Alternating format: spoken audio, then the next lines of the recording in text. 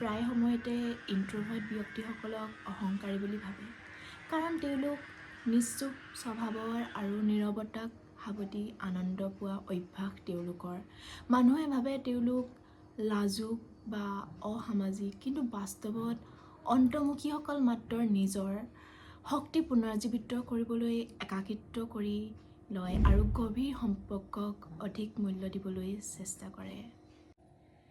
তেওঁলোকে কম বন্ধুবৰ্গৰ লগত থাকি ভাল পায়, সৰু সৰু বাক্যৰে কথোপকথন কৰি ভাল পায়, বেছি সমাগম তেওঁলোকে ভাল নাপায়।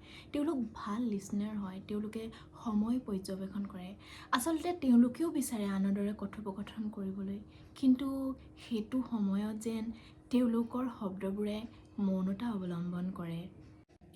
বহুতে ইন্ট্ৰভাৰ্ট ব্যক্তিক অহংকাৰীৰ লগতে নিজকে সৰ্বশ্ৰেষ্ঠ বুলি ভাবে, কিন্তু প্ৰকৃততে সেয়া সত্য নহয়।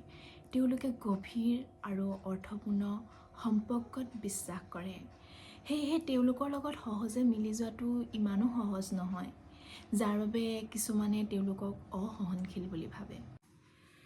তেওঁলোকে নিজৰ লগত থাকি ভাল পায়, নিজতে বিলীন হৈ ভাল পায়, নিজৰ সৈতে ব্যস্ত হৈ ভাল পায়, সেয়েহে বহুতে আকৌ তেওঁলোকক অসামাজিক বুলিও ভাবে।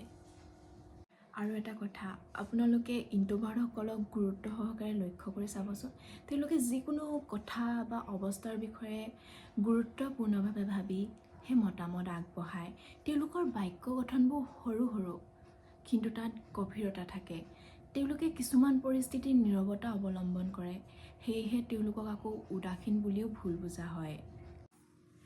কিন্তু সঁচাটো এইটো যে ইন্ট্ৰভাৰ্টসকল অহংকাৰী নহয়, তেওঁলোকে পৃথক ৰূপত জীৱন উপভোগ কৰে।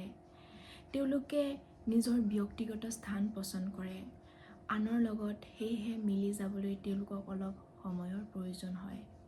ইন্ট্ৰভাৰ্টসকলৰ জীৱন শান্ত, নীৰৱ আৰু আত্মনিৰ্ভৰশীল। তেওঁলোকে বহু কথা নকলেও তেওঁলোকৰ চিন্তা ভাৱনা আৰু অনুভৱবোৰ অতি মূল্যৱান। সেয়েহে মই ক'ব বিচাৰোঁ যে অন্তৰ্মুখী বা ইন্ট্ৰভাৰ্টসকল অহংকাৰী বা অসামাজিক বুলি ভবাটো যুক্তিসংগত নহয়।